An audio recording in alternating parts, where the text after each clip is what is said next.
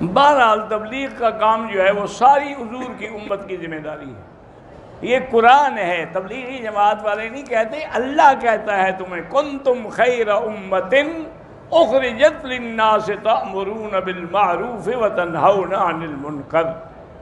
اور بعض علماء نے فرمایا ہے کہ اللہ نے جو ایمان کی شرطیں لکھی ہیں نا، ایک یہ بھی ہے کہ اِلَّا الَّذِينَ آمَنُوا وَعَمِلُوا الصَّالِحَاتِ وَتَوَاصَوْا بِالْحَقِّ وَتَوَاصَوْا بِالصَّبْرِ۔ تو تبلیغ تو فرض ہے۔ تم نے کہا ایسے مولوی ٹھیکیدار ہیں تبلیغ کے، ہر بندہ تبلیغ کرے۔ سگریٹ نوشی ترک کرنے کے لیے کیا کیا جائے؟ اس کو سیکورٹی نہ دیں، 5-10 دن کمرے میں بند رکھیں، ٹھیک ہو جائے گا۔ جب ملے گی نہیں تو کیا پیے گا؟ اس کا کوئی علاج نہیں ماں سوائے اسی کے، علاج یہی ہوتا ہے۔ یا پھر ان کو کسی چلے میں بھیج دو، اللہ والے خود چھڑوا دیں گے۔ اگر دنیا آپ سے منہ موڑ لے، رشتہ دار آپ کو اکیلا کر دے، تو اللہ تو آپ کے ساتھ ہے نا، وَهُوَ مَعَكُمْ أَيْنَمَا كُنتُمْ۔ اللہ جی تمہارے ساتھ، تمہیں کیا ضرورت ہے رشتہ داروں کی؟ میری اولاد نہیں ہے، مسئلہ بیوی میں ہے، میں دوسری شادی کے لیے کہتا ہوں تو بیوی نے جھگڑا کیا، میں کہ چلی گئی، تو بہرحال تم شادی کر لو، خود بخود ٹھیک ہو جائے گی۔ تم جب تک باتیں کرتے رہو گے نا، وہ بھی اسی طرح تمہیں کھاتی رہے گی۔ دوسری شادی کرو، اس کو کہو بی بی جی جب دل کرے آ جانا، نہیں تو میرے پاس انتظام ہو گیا ہے۔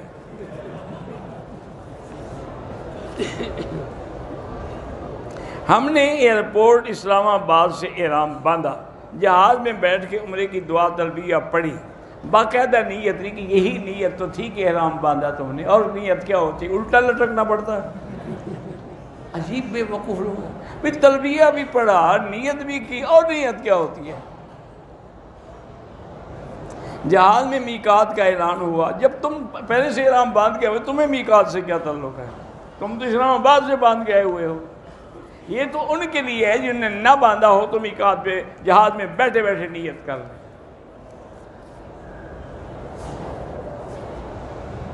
میں مقبوضہ کشمیر سے ہوں، میرا بھائی محسن مشتاق 2 ساتھیوں سمیت شہید ہوا ہے، اللہ اس کے درجات بلند کرے، اللہ اس کے پسماندگان کو صبر جمیل عطا فرمائے، اور کشمیر میں جو ظالم ظلم کر رہے ہیں، اللہ اپنی قدرت سے ان کی طاقت کو مٹا دے۔ عورت اپنی کمائی میں سے خامند کے پوچھے بغیر خرچ کر سکتی، اس کی اپنی کمائی ہے، خامند کی کمائی میں بغیر پوچھے خرچ نہیں کر سکتی، اپنی کمائی سے کیوں نہ کرے؟ امام مسجد کو تنخواہ میں زکوٰۃ نہیں دے سکتے۔ تکبیر اولیٰ کا دورانیہ یہ ہے کہ جب امام نے آگے فاتحہ پڑھنی شروع کر دی تو تکبیر اولیٰ کا وہ دورانیہ ختم ہو گیا۔ ہمارے مریض پر کوئی دوائی اثر نہیں کرتی، یہ اللہ کے ہاتھ میں ہے، اللہ چاہیں گے دوائی اثر کرے گی۔ بہرحال آپ ان کو زمزم بھی پلائیں، اور اگر زمزم نہ ہو تو پھر پانی پر 7 دفعہ سورۃ فاتحہ پڑھ کے دم کر کے پلایا کریں۔ میں سرکاری ملازم ہوں، میرا خامند رات بھر کمپیوٹر پہ قرآن کی تلاوت لگا کے سنتے سنتے سو جاتا ہے، کیا یہ شرعاً جائز ہے؟ جائز تو ہے، لیکن بیوی کے حقوق بھی تو ادا کرے نا۔ یہ تو باقاعدہ واقعہ ہے حدیث میں کہ حضرت ابو الدرداء رضی اللہ تعالیٰ عنہ کے گھر میں بہت بڑے جلیل القدر صحابی ہیں، ان کے گھر میں ایک ان کے ملنے والے دوست آئے، وہ بھی صحابی تھے، تو انہوں نے دیکھا کہ حضرت ابو الدرداء کی بیوی جو ہے وہ بڑی اجڑی پجڑی اور عام سادہ بادہ کپڑے، نہ کوئی غسل، نہ اچھے کپڑے، نہ کچھ۔ انہوں نے کہا بی بی تمہیں، بہن تمہیں کیا ہے؟ اور انہوں نے کہا کہ میں کس کے لیے بنوں سنوروں؟ میرا خاوند دن کو روزہ رکھتا ہے، رات کو تہجد پڑھتا ہے، تو میں کس کے لیے کپڑے پہنوں؟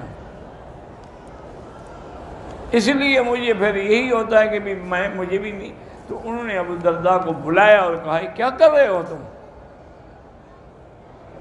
لازماً تم نے یہ نفل پڑھنے سے بیوی کا حق ادا کرنے کا زیادہ ثواب ہے،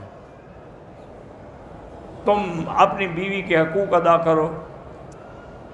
ایک دفعہ حضرت عمر رضی اللہ عنہ چونکہ بہت بڑے محدث ملہم تھے نا جی، ایک صحابی ہے، انہوں نے کہا حضرت آپ کہتے ہیں کہ بیوی کا حق ادا کرو، تو اس کا حق کتنا ہے؟ آپ نے فرمایا اچھا مجھے تم یہ بتاؤ کہ ایک آدمی کتنی بیویاں کر سکتا ہے؟ انہوں نے کہا جی 4۔ تو انہوں نے کہا اس کا مطلب ہے کہ چوتھی رات اس بیوی کا نمبر آئے گا، لہذا 3 راتیں عبادت کرو، چوتھی رات بیوی کی خدمت کرو۔ ماں پر زکوٰۃ ہو تو کیا بہو کو دے سکتی ہے؟ ہاں دے سکتی ہے۔ عورت کو اذان کے بعد 15 منٹ کا وقفہ ویسے کرے تو ٹھیک ہے، ورنہ فوراً بھی پڑھ سکتی ہے۔ بہرحال ایک عورت نے اپنے خاوند کے حقوق ادا نہیں کیے، اس کے خاوند نے اس کو طلاق دے دی، ٹھیک ہے، اب عورت شوہر کے حقوق ادا نہ کرے، وہ توبہ کرے، استغفار کرے، اور کیا کر سکتی ہے؟ اس نے تو سزا دے دی نا، طلاق ہو گئی، جان چھوٹی۔ جدے والے اگر مکہ ہیں تو مسافر نہیں بنتے، مسافر تب بنتا ہے جب سفر 78 کلومیٹر ہو۔ ہاں اگر جدے کی آخری حد سے آ رہا ہے تو وہ مسافر بن جائے گا، جیسے ایئرپورٹ سے آئیں گے تو آپ مسافر بن جائیں گے۔ اصل بات وہ ہے کہ 78 کلو بنتے ہیں کہ نہیں بنتے؟ بنتے ہیں تو مسافر ہیں، ورنہ نہیں۔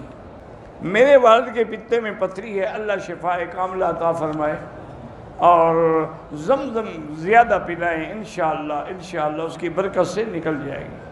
کسی شخص نے زنا کیا پھر وہ نماز بھی پڑھاتا ہے تو اس نے توبہ اگر کر لی ہے تو پھر تمہیں کیا تکلیف ہے؟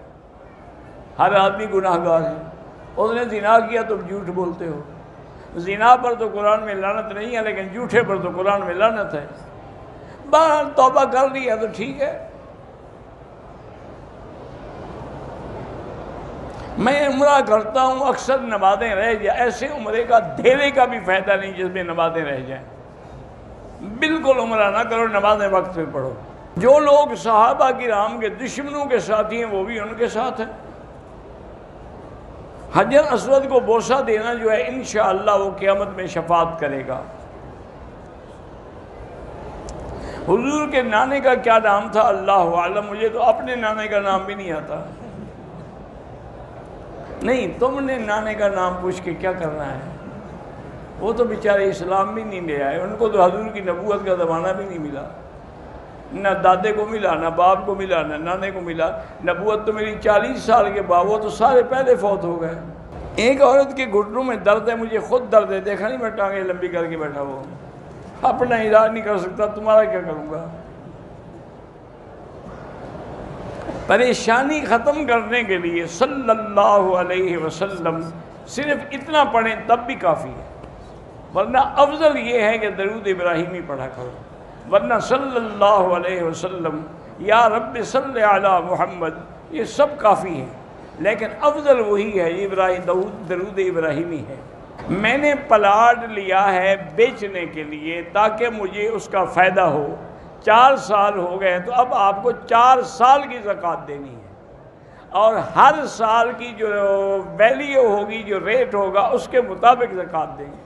آپ نے لیا 1 لاکھ، دوسرے سال 2 لاکھ، تیسرے سال 3 لاکھ، چوتھے سال 4 لاکھ، اسی طرح زکوٰۃ دیتے جائیں گے۔ ڈرو نہیں، تم زکوٰۃ دے دو، انشاءاللہ فائدہ ہوگا۔ محمد ابو بکر اللہ سب کی پریشانیاں دور کرے۔ بہرحال نفل نماز میں قرآن پڑھتے ہیں، نماز سے فارغ ہو کر پانی میں دم کر سکتے ہیں، کیوں نہیں کر سکتے؟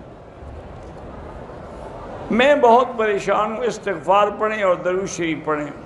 اگر صفا کے چھٹے چکر میں وضو ٹوٹ گیا، مروہ سے نکل کر وضو کیا، پھر چکر پورا کیا، ٹھیک ہے۔